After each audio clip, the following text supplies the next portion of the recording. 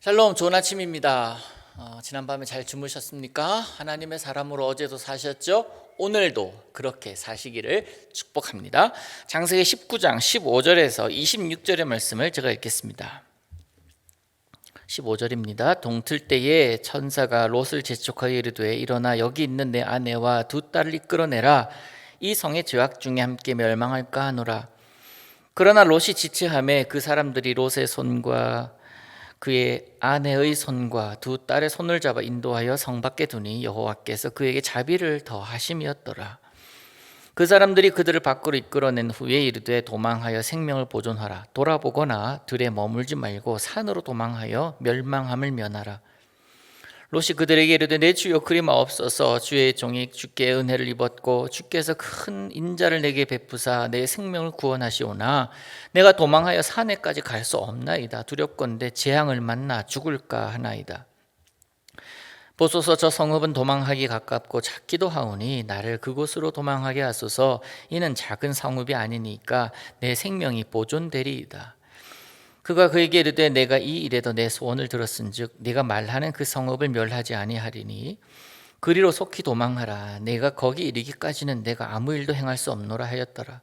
그러므로 그 성읍 이름을 소알이라 불렀더라. 롯이 소알에 들어갈 때에 해가 돋았더라. 여호와께서 하늘 곧 여호와께로부터 유황과 불을 소돔과 고모라에 비같이 내리사 그 성들과 온 들과 성에 거주하는 모든 백성과 땅에 난 것을 다 엎어 멸하셨더라. 롯의 아내는 뒤를 돌아보았으므로 소금 기둥이 되었더라. 아멘. 드디어 소돔과 고모라가 멸하는 모습입니다. 롯이 소돔을 떠납니다. 그런데 지체하는 것 같습니다. 이 동틀 때 천사들이 재촉하고 있는데 내 아내와 네 두 딸을 데리고 떠나라고.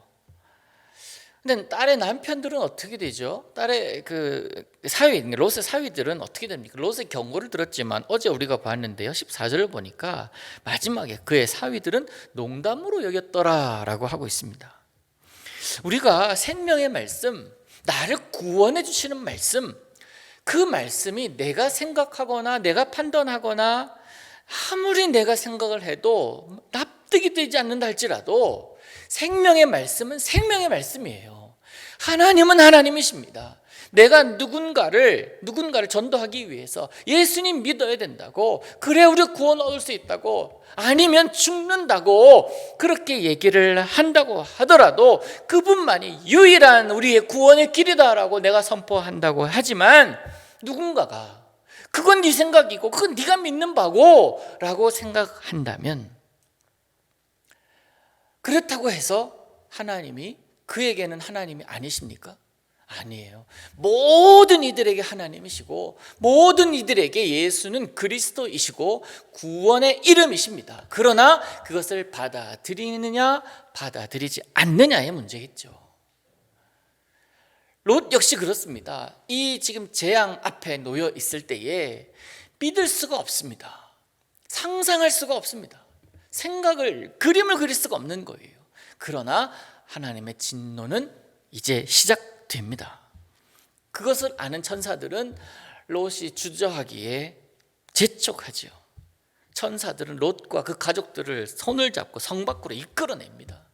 하나님의 심판이 임박했기 때문에. 근데 롯은 또 타협을 해요. 산으로 가라는 그 명령이 주저합니다. 해 뜨기 전에 우리 못 가요. 시간이 별로 없잖아요. 롯의 이런 주저함은 다가올 심판이 어떤 종류의 것인지를 상상하지 못했기 때문에 아마 그럴 것입니다. 그러나 그러면서 산이 아닌 소알이라는 그 지역을 택하고 저기까지는 우리 갈 수 있을 것 같은데 저까지만 가게끔 해달라고, 그러니까 천사들이 오케이 그렇게 하죠. 심판에 대한, 또 그 심판이 어떤 것인지를, 그 규모가 어떤 것인지를 알지 못하는 롯에 대한 하나님의 자비하심, 기다려주심이 오늘 본문을 통해서 표현되고 있습니다. 결국 구원하실 것을 정해놓은 하나님은 이 롯을 구원해 내십니다. 여기서 우리가 간과하지 말아야 될 거 한 가지 있습니다. 구원은 내 공로나 내 의지나 내 행동으로 하나님이 결정하시는 것이 아니라는 거예요. 인간의 의로운 행위, 내가 해놓은 업적, 그것으로 인해서 내가 구원받는 것이 결코 아니다라는 겁니다. 구원은 전적인 하나님의 은혜입니다. 그 은혜를 구하는 자, 그것이 은혜임을 아는 자, 그것을 주관하시는 이가 하나님이심을 아는 자가 누릴 수 있는 어마어마한 영광입니다. 여러분, 구원의 확신이 있으십니까? 구원의 확신이 있다면 동시에 하나님의 은혜를 고백하는 것과 같습니다. 구원을 이루기 위하여 나는 한 것이 아무것도 없습니다. 오직 하나님만 바라볼 뿐이에요. 그런데 나를 그렇게 아무것도 하지 않은 나를 구원하신 하나님의 은혜, 그것을 오늘도 잊지 않고 살아야 할 것입니다. 롯이 안전한 곳에 도착하자 하나님은 심판하십니다. 유황과 불을 그 땅에 내리시죠. 이것을 하나님께서 하셨다라고 성경은 기록하고 있습니다. 구원, 심판, 주권은 하나님께 있습니다. 하나님이 판단하십니다. 하나님의 결단으로 소돔과 고모라는 초토화가 됩니다. 그 땅의 죄악이 끔찍하고 심각했기에 그렇습니다. 롯과 그 아내 두 딸은 다 도망을 했죠. 안타까운 일이 벌어집니다. 롯의 아내가 천사들의 미션, 뒤를 돌아보지 마라, 들에 머물지 말라 한 그 명령을 잊고 돌아봅니다. 돌아보다가 소금 기둥이 되어버리고 맙니다. 뒤를 돌아보는 행위, 우리가 뒤를 돌아본다라는 것은 언제 돌아봅니까? 언제 우리가 뒤를 돌아보죠? 누군가가 불렀을 때 뒤를 돌아봐요. 그리고 누군가가 나를 따라오는 것 같을 때 뒤를 돌아보면서 확인을 합니다. 그런 뒤를 돌아봄도 있을 수 있고, 또 언제 우리가 돌아보냐면 언어적으로 표현할 때에 무언가 아쉬움이 남을 때 뒤를 돌아본다라는 그런 표현을 하지 않습니까? 롯의 처가 뒤를 돌아봄으로 소금 기둥이 되고 말았다는 것은 강한 비 같은 불이 떨어지는 것에 대한 두려움과 그 어마어마한 소리에 놀라서 무의식적으로 뒤를 돌아봤을 수도 있지만, 다른 한편으로는 그 땅에서 그래도 편안하고 누릴 건 누리고 문화가 그래도 발달된 그 땅에서 살다가 이제 또다시 고생길을 나온 그것에 대한 아쉬운 마음이 남아 있어서 그런 것 아닐까, 미련의 표현이 아닐까, 그래서 뒤를 돌아보지 않았을까 하는 생각을 하게 되었습니다. 잘못입니다. 여러분, 하나님의 명령 앞에서 전진하라 그러면 전진하시기를 원합니다. 하나님이 떠나라 하면 떠나는 것이 옳습니다. 하나님이 멈추라 하면은 멈추는 것이 맞습니다. 우리는 하나님의 사람이기 때문에 그렇습니다. 하나님의 사람이기 때문에 우리는 하나님이 책임지시는 사람들 아닙니까?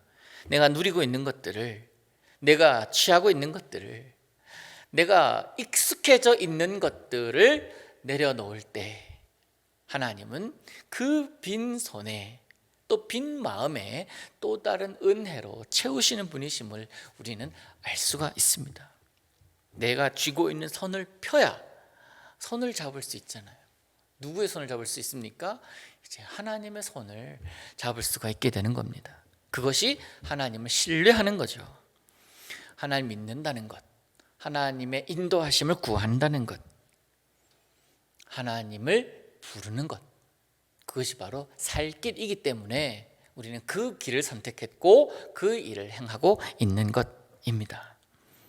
오늘도 우리 하나님의 인도하심과 하나님의 구원하심, 그 구원의 은혜가 여러분에게 새삼 다가가기를 원하고, 여전히 여러분을 지켜보시면서 흡족해 하시는 그런 여러분의, 그런 하나님의 시선을 여러분이 느끼는 이날 보내시기를 우리 예수님의 이름으로 축복합니다. 하늘에 계신 우리 아버지여, 이름이 거룩히 여김을 받으시오며 나라의 임하옵시며 뜻이 하늘에서 이룬 것 같이 땅에서도 이루어지이다. 오늘날 우리에게 일용할 양식을 주옵시고 우리가 우리에게 죄 지은 자를 사하여 준 것 같이 우리 죄를 사하여 주옵시고 우리를 시험에 들게 하지 마옵시고 다만 악에서 구하옵소서. 대개 나라와 권세와 영광이 아버지께 영원히 있사옵나이다. 아멘.